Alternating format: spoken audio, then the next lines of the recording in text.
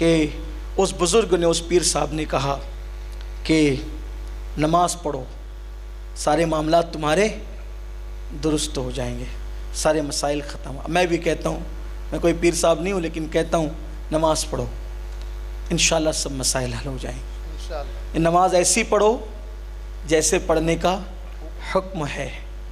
کچھ لوگ تو ایسی پڑھتے ہیں کہ ان کے ہونٹ بھی نہیں ہلتے، جو ہونٹ بھی نہیں ہلتے نا، وہ نماز سوچتے ہیں، وہ نماز پڑھتے نہیں۔ اللہ نے نماز سوچنے کا حکم نہیں دیا، نماز پڑھنے کا حکم دیا۔ اور پڑھنے کی تعریف شرع شریف میں یہ ہے کہ اتنی آواز سے پڑھے کہ اگر کوئی چیز مانے نہ ہو تو تیری آواز کم از کم تیرے کان تک پہنچے، اتنی آواز تو آنی چاہیے۔ ہاں، اس کو کہتے ہیں پڑھنا۔ لیکن پوری نماز میں ہونٹ بند رہتے ہیں، ہے نا، یہ سب ہوتا ہے۔ تو اس کا مطلب یہی ہے، سیکھا نہیں نماز کو۔ اب پوری نماز تو جلسے میں نہیں سکھائی جا سکتی، آپ اپنے علماء سے رابطہ قائم کرو، اپنے پیروں سے رابطہ قائم کرو، مشائخ سے رابطہ قائم کرو۔ لیکن یہ کہتا ہوں بھئی، اسی پیر کے پاس نماز سیکھنے جانا جس کو خود کو نماز آتی ہو۔ ہاں، ورنہ آج کل تو ایسے بھی لوگ اس دھندے پہ لگ گئے ہیں کہ جنہیں خود کو نماز بھی نہیں آتی۔ یقین جانے یہ بھی صورتیں آپ سے کہتا ہوں، لوگ مجھ سے کہتے ہیں امین القادری جو ہے وہ پیروں کا مخالف ہے۔ میں کہتا ہوں اللہ کی قسم میں کبھی پیروں کا مخالف نہیں ہو سکتا، اس لیے کہ میں خود بھی پیر رکھتا ہوں، اور ایک نہیں کہیں ایک رکھتا ہوں۔ آپ کہیں کہیں ایک کیوں رکھتے؟ کا مرید تو ایک سے ہوں، اور اتنوں کا خلیفہ ہوں کہ ایک فہرست ہے میرے پاس۔ ہاں، تو وہ سب میرے مشائخ ہیں، اور میں تو اپنے مشائخ کا احترام ایسے کرتا ہوں نائب رسول سمجھ کر۔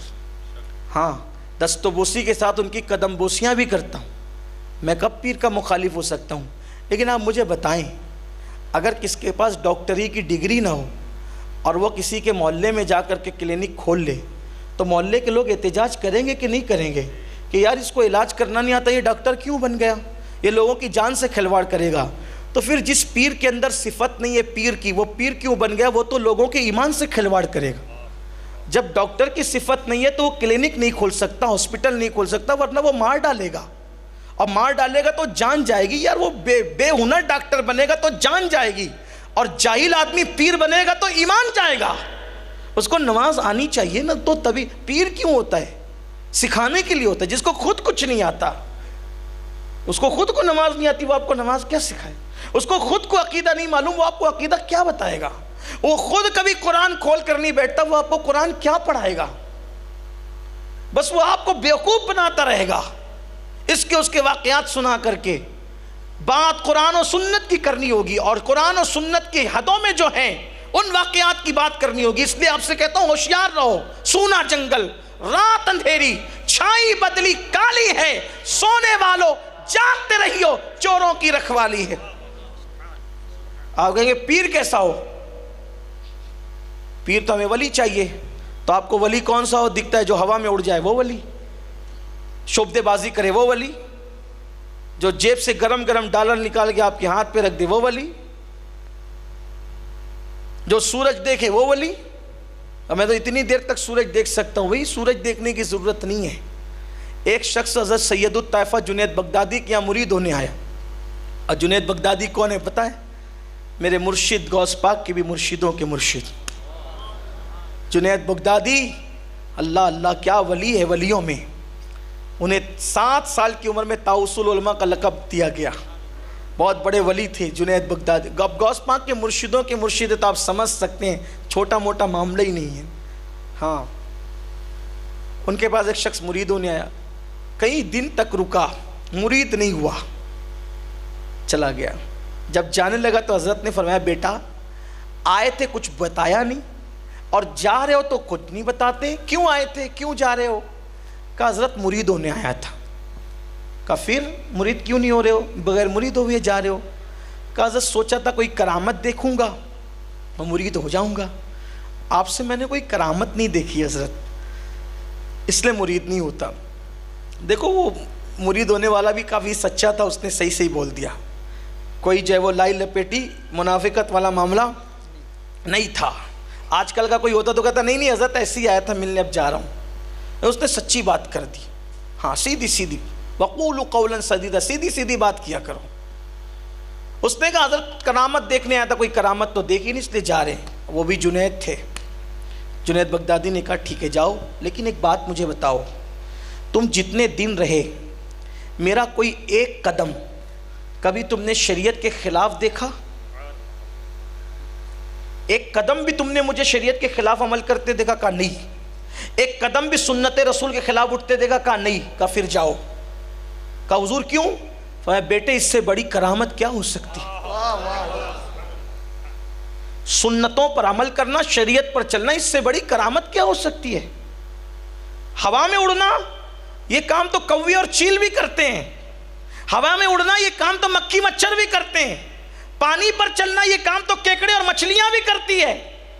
لیکن شریعت پر چلنا یہ اللہ کے ولیوں کا کام ہے.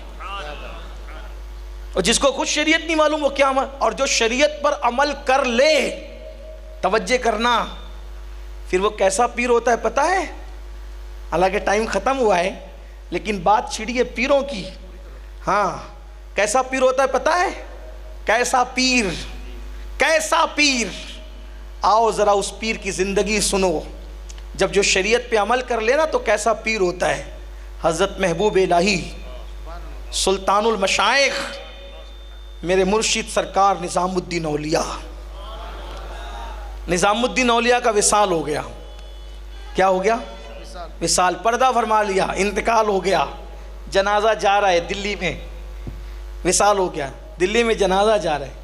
صاحب مریدین روتے دھوتے آگے پیچھے چل رہے ہیں.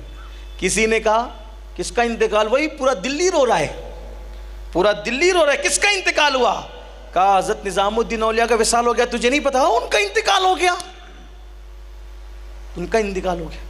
تو جو لوگ جنازے میں چل رہے تھے وہ آگے آگے کچھ شعر پڑھ رہے تھے, اشعار پڑھ رہے تھے. تو کسی نے ایک شعر پڑھ دیا, اے تماشا گائے عالم روئے تو کجا مہرے تماشا می روی, تو کجا بہرے تماشا می روی. ارے سب تو تیرے دیدار کے لیے آتے ہیں. اے تماشا گائے عالم روئے تو, سب تو تیرے دیدار کے لیے آتے ہیں. تو کس کے دیدار کے لیے جا رہا ہے؟ بس اتنا سننا تھا. جنازے میں اٹھ کے بیٹھ گئے. نمی رفتم نمی رفتم, میں نہیں جاتا میں نہیں جاتا. یہ پیر ہے جو شریعت پہ عمل کرے, یہ پیر ہے. نہیں جاتا. ہاتھ جوڑ کے حضور لوگ شریعت کا مذاق نہ اڑائیں, چادر اوڑھ کے لیٹ گئے. یہ ولی ہیں, اللہ والے ہیں. ایک مرتبہ ایک پیر صاحب کی ایک مریدہ تھی.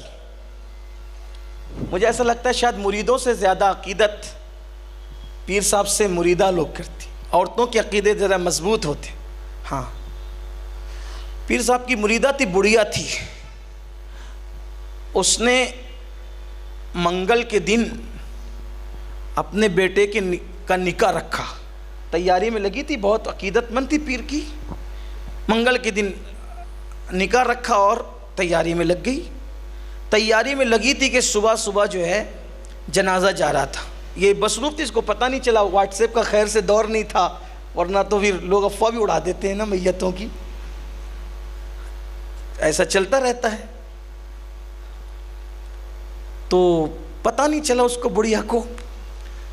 لیکن جنازہ گھر کے سامنے جا رہا, کس کا انتقال ہوا بھائی؟ اتنی بڑی تعداد میں جا رہے ہیں, اور بڑھیا تجھے پتہ نہیں تیرے پیر کا انتقال ہوا؟ اس نے کہا یہ پیر لوگ تو اللہ والے ہوتے, یہ منگل بدھ کو کیوں مرنے لگے؟ پیر لوگ تو جمعرات جمعہ کو مرنا چاہیے. اس کی اپنی عقل, اس کی اپنی سوچ. بھئی جمعہ کا دن مبارک, جمعرات کا دن مبارک, پیر کا دن مبارک, مبارک دن پیر کو مرنا چاہیے. منگل بدھ کو کیوں مر رہے ہیں پیر لوگ؟ بس اتنا سننا تھا. کہا ٹھیک ہے, اب ہم انشاءاللہ جمعہ کو ہی جائیں گے. یہ اللہ والے لوگ تھے. لوگ اس کو کہانی قصہ سمجھتے, لیکن یہ کہانی قصہ نہیں, یہ حقائق ہیں. بات آئی تب مجھے میرا خسرو یاد آیا. میرے مرشد ملک الشورا, طوطی ہند, قطب الاقطاب, حضرت سیدنا امیر خسرو رضی اللہ تعالیٰ. آپ اپنے پیر سے بہت محبت کرتے. اتنی محبت تھی پیر سے, اتنی محبت تھی, اتنی محبت, اتنی محبت اور اتنی محبت. سچا پیر مل جائے تو میں کہتا ہوں کہ حضرت خسرو کی طرح محبت کرنا چاہیے. میں حضرت امیر خسرو کے مزار پہ جب بھی جاتا ہوں میں کہتا ہوں کہ کچھ دو نہ دو آپ کی مرضی، اتنی دعا کر دو کہ پیر کی سچی محبت نصیب ہو جائے، حضور کی سچی محبت نہیں، محبت والوں سے محبت ہی مانگا جا سکتا ہے۔ تو بہت محبت تھی پیر سے، اتنی کہ بیان نہیں کیا۔ حضرت محبوب الہی کہتے تھے مرید ہونا سیکھنا ہے تو خسرو سے سیکھو۔ پیر کے وصال کے بعد پیر کے مزار پہ بیٹھ گئے، اٹھ کے کہیں نہیں گئے سوائے نماز کے، اور پھر چند ہی مہینوں میں وصال ہو گیا۔ چند مہینوں میں پیر کا وصال ہوا 11ویں شریف میں، اور امیر خسرو رضی اللہ تعالیٰ کا وصال ہوا شوال المکرم میں۔ شوال میں ان کا وصال، اور حضرت پیر و مرشد محبوب الہی کا وصال 11ویں شریف میں۔ اتنا ہی فرق ہے بس، 11ویں کے بعد لے لیں، 11ویں کے بعد جمادی آخر، جمادی الاولیٰ، جمادی الاخر، رجب، شعبان، رمضان، اور 6 مہینے کے اندر وصال ہو گئے۔ یعنی یہ بھی انہوں نے حضور کی محبوب شہزادی کی سنت گویا کی ادا فرمائی۔ حضور کے خاندان میں 6 مہینے کے بعد سب سے پہلے جس کا وصال ہوا وہ سیدہ کائنات سیدہ فاطمۃ الزہرا، اور محبوب الہی کے مریدوں میں 6 مہینہ گزارا اور پھر وصال ہوا، انتقال ہوا آپ کا۔ تو چادر ڈالی ہوئی تھی، آپ لیٹے ہوئے تھے۔ دلی کے کچھ بڑے بڑے علماء انہوں نے کہا چلو بھائی خسرو کا انتقال ہو گیا، چل کے خسرو کی مغفرت کی دعا کرتے ہیں۔ ان کے پاس چلیں گے اور مغفرت کی دعا کریں گے، کیونکہ خسرو شاعر تھے، بادشاہوں کی شان میں بھی شعر لکھ دیے، تو اس کی مغفرت کی دعا کر لیتے کہ اللہ اس کو معاف کر دے۔ آئے وہ لوگ، وہ جو علماء تھے وہ علماء ظواہر میں سے تھے، یعنی ظاہری علماء میں سے تھے۔ آئے بیٹھے، اللہ خسرو کو معاف کر دے، اس نے دنیا کے لوگوں کے لیے شعر لکھے۔ اٹھ کے بیٹھ گئے، کہا او تو نے میرے لیے مغفرت کی دعا نہیں کرنا، کیونکہ تیری مغفرت کی دعا سے جنت میں جاؤں تو محبوب الہی جیسا پیر کیا کرے گا۔ یہ شان، یہ پیر پر یقین، پیر پر ایسے پیر، ایسے مرید، یہ شان تھی۔ تو بہرحال بات پھر دور نکلی اور اب بات اختتام کو پہنچتی ہے کہ اس پیر نے، اس بزرگ نے، جب لوگوں نے اپنے مسائل رکھے کہ حضرت بہت پریشان ہے، روزی ہے، یہ ہے، وہ ہے، کیا کہا؟ نماز پڑھو، کیا کرو؟ نماز پڑھو، سب مسئلے حل۔ انہوں نے ایک بات بتائی، اس دور کے لوگ بھی تھے ایسے کہ بڑے بزرگ لوگ جو کہہ دیتے تھے وہ گانٹ مان لیتے تھے۔ ان کو احساس ہوا ہم نے مسجد میں مؤذن نہیں رکھا، امام نہیں رکھا، نماز نہیں، سب دھول گرد غبار سب۔ حضرت کہنے، حضرت وعدہ کرتے ہم نماز پڑھیں گے۔ وہ حج کو گئے، حج کو جانے کے بعد جب کئی مہینے کے بعد واپس آئے تو مسجد میں آئے تو دیکھا کہ اذان ہو رہی ہے، ادھر اذان ہوتی ہے پوری مسجد بھر جاتی ہے۔ لوگوں سے ملے، لوگوں نے کہا حضرات آپ نے جو نسخہ بتایا تھا عمل کیا، بہت کامیابی نصیب ہوئی۔ تو پھر وہ رات کو مسجد میں رکے۔ جب رات آخری آنے لگی تو آواز آ رہی تھی، اے اللہ جس نے مجھے آباد کیا تو ان کے گھروں کو آباد کر دے، اللہ جس نے مجھے آباد کیا تو ان کے گھروں کو آباد کر دے۔ بزرگوں نے سجدہ شکر ادا کیا اور سمجھ گئے کہ یہ جتنی باغ و بہار پورے علاقے میں نظر آ رہی ہے یہ سجدوں کی برکت ہے۔ آؤ میرے بھائیوں، ہم بھی سجدے کے پابند بنیں، عبادت کے پابند بنیں۔ اللہ تعالی ہم سب کو توفیق عطا فرمائے۔ گفتگو کے درمیان اگر کوئی غلطی ہو اللہ تعالی معاف فرمائے۔ استغفر اللہ ربی من کل ذنب واتوب الیہ وما علینا الا البلاغ۔